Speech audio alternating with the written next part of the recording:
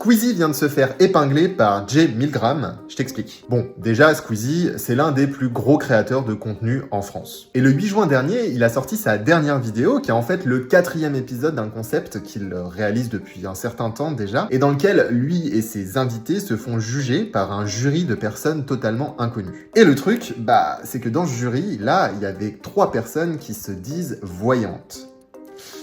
Et ça n'a pas échappé à Jay Milgram, qui est un autre créateur de contenu spécialisé dans le debunk de contenu en ligne via des enquêtes. Alors Milgram, il a debunk plein de choses, mais on le connaît surtout pour avoir épinglé des vidéos de Joyka et Seb. Alors, pas eux particulièrement, mais surtout des produits ou des pratiques dangereuses mises en avant dans leurs vidéos, souvent par manque de vérification. Et alors à chaque fois, les faits ont été prouvés, les vidéos ont été supprimées, et les créateurs se sont excusés. C'est dire si le mec est solide. Et donc Milgram, il a fouillé un petit peu le profil de ces voyantes, et il y a trouvé pas mal de choses qu'il a dénoncées dans un post sur les réseaux. Bon, il y a des choses clairement suspectes, mais pas illégales. Concrètement, l'une de ces voyantes propose de débloquer vos énergies par téléphone pour la modique somme de 130 €. Elle propose aussi de vous désenvoûter, toujours à distance, pour cette fois 260 €. Mais bon, là où ça se complique encore plus, c'est avec une autre de ces personnes qui propose des séances d'Access Bars.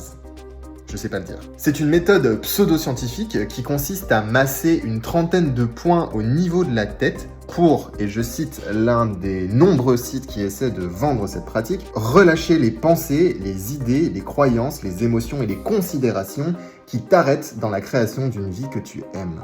Prix moyen d'une séance en France, 60 € de l'heure. Bon là on rigole, mais en vrai qu'on y croit ou qu'on n'y croit pas en tant qu'adulte, c'est pas le problème. Là où ça pique, c'est quand on promeut ce genre de pratique vraiment, mais alors vraiment pas prouvé scientifiquement, à un public jeune qui peut manquer de discernement, de sens critique ou de recul. Et les créateurs de contenu, c'est en grande partie à ce public-là qu'ils parlent. Et bien sûr qu'ils ne pensent pas à mal, mais un manque de rigueur dans la vérification de qui est-ce qu'on met en avant sur YouTube, ça peut mener à des arnaques et des abus de confiance plutôt terribles en fait. Donc c'est pour toutes ces raisons que Jay Milgram existe déjà et qu'il a fait ce post. Alors à la différence de Seb et Joyka, Squeezie n'a pas supprimé sa vidéo. Par contre, il a retiré les liens dans la description qui menaient au site des voyantes. Bref, il s'est fait Milgram.